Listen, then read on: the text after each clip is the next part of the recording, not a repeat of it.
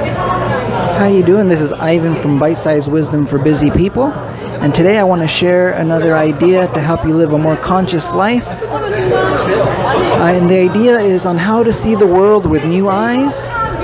Alright guys, before I get into it, I apologize if I go into a few different tangents.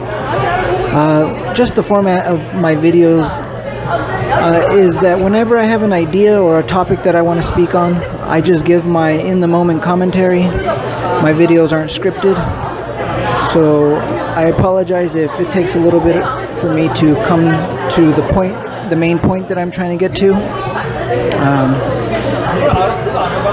So I apologize for that, but I hope you enjoy my videos. I just enjoy doing it more like this, in the moment. Alright guys, so first I want to start off with saying how our brains are just basically just label making machines, computer. So from the moment we are born until we die, our brain is just constantly registering impressions. So from the moment we are newborn, it's just taking it all in, you know, like they say, we're just a sponge. We're just taking it all in and taking these impressions in and filing them away.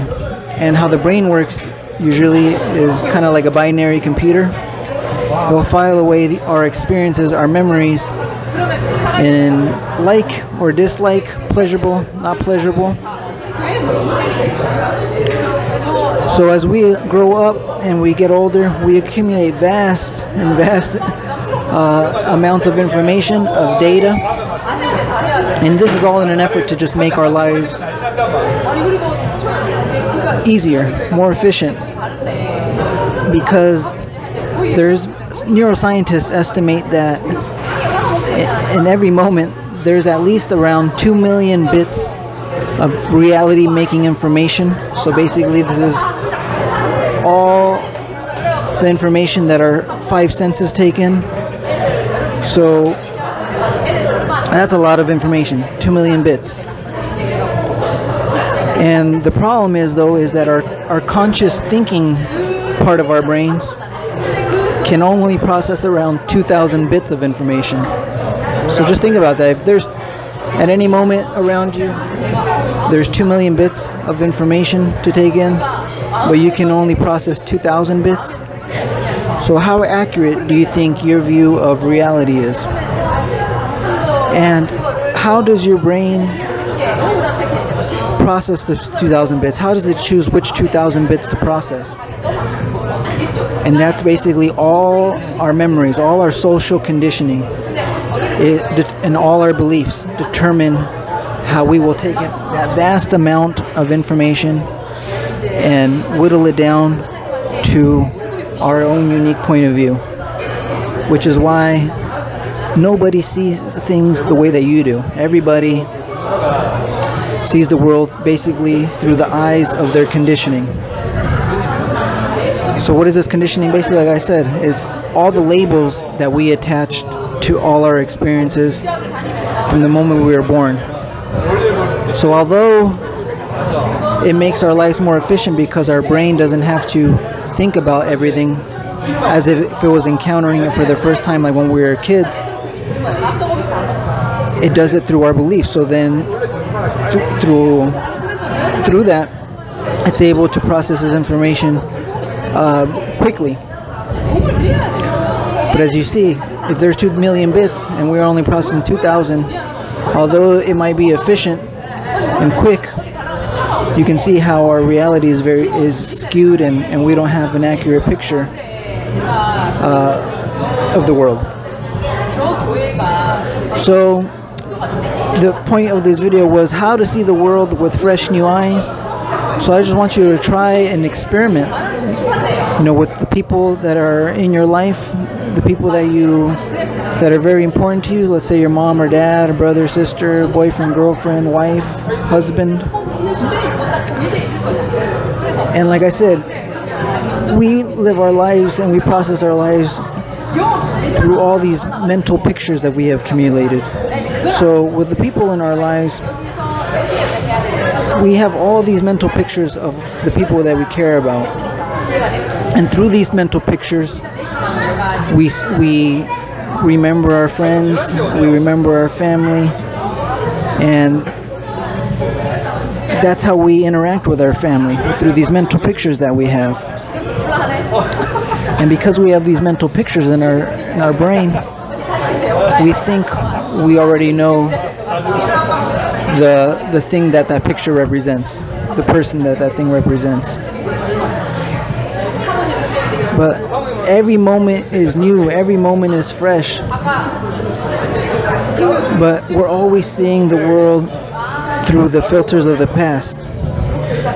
So that's why, even though life is always new, for many of us, life becomes monotonous because we are identified to these pictures. We rely on these pictures to report back to us what reality, what life is. So going back to that example of how our brain is just constantly registering impressions. So that's why I love traveling, because traveling is an easy way to get fresh, new impressions that you don't have any reference for. So let's take this example of you going to a new country and you see or feel something new. So let's say a visual impression. As the visual impression enters your retina, immediately, purely by association, it will start to go through our mental storehouse of memories and try to find a reference for whatever it's seeing, and see if it can find any picture that fits, whether, like I said, like or dislike. And if it's actually the first time it's ever encountered something, it could be neutral, or it will immediately try to see whether it's pleasurable or not pleasurable, and then it will make a memory of it. So the point is, though, is if this is a really fresh new impression, as it's coming in, because there's no reference for it, you automatically are more in a heightened, aware state of being. So that's why when you travel, people love traveling, because there's a freshness to it. The world can look HD because you're just taking in all these new impressions that you've never had to file away, so you don't have any reference for it. So you are more alert and aware because of that. So I just want you just to think about how this process that I've described, and then just to think about how a lot of the things in our life, we don't even really try to see things in a fresh way anymore, because we already have that imagery in our mind. So we really don't even make an effort, because we through habit, we just become like basically zombies to a lot of the aspects of our lives. So what I want you to do is try this little experiment with like your mom or your dad, your boyfriend, girlfriend. Next time you're going to see them, be aware of this image making process. So when you see them, really try to suspend any of the label making process. So if your brain's always trying to label something, just be aware of that process. And if you can become aware of how your brain's always trying to label something, you don't have to become identified to the judgment that it makes. You can just be aware that it's labeling things, but not really be swayed by it. So next time you see your mom or dad, really try to see them like the first time. So try to suspend that image making process. Just really try to take your visual imagery consciously. Really try to be aware. Try to, like, if this is the first time, and something unique could really happen is that when you see your mom's face or your dad's face, and you really just try to see it with fresh new eyes, it can be quite a shock, because they will actually look very different than the way that you had stored away in your brain. maybe you'll realize that you haven't really took a good look at your mom or dad in many months or years, and they might even look to you like a completely different person. It could be a quite shocking experience. So this can just show you how powerful our minds are at filtering information and in an effort to just make our life simpler. But after a while, like I said, we're mainly processing the world through memory, and through memory is seeing the world with a little rose-colored glasses of the past. So this whole experiment is just to try to make you aware of how the brain's always constantly labeling things. So you can bring awareness to that labeling process so that you can take impressions in more consciously.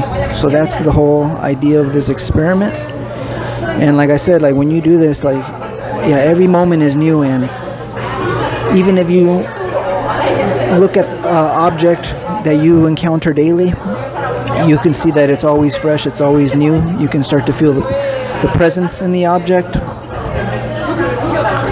And yeah, the world looks HD. It's the colors are vibrant, more alive. So try that. Let me know how your experience goes. And if you enjoy these videos, please subscribe and give it a thumbs up, because that helps other people find me. And if you want to help my channel grow, please share. I would really appreciate that. And I just hope you guys are having a good day. I am. I'm just trying to stay cool right now because it's really hot here in Korea. I live in South Korea, and right now it's really humid. All right, guys, take care. Much love. Peace.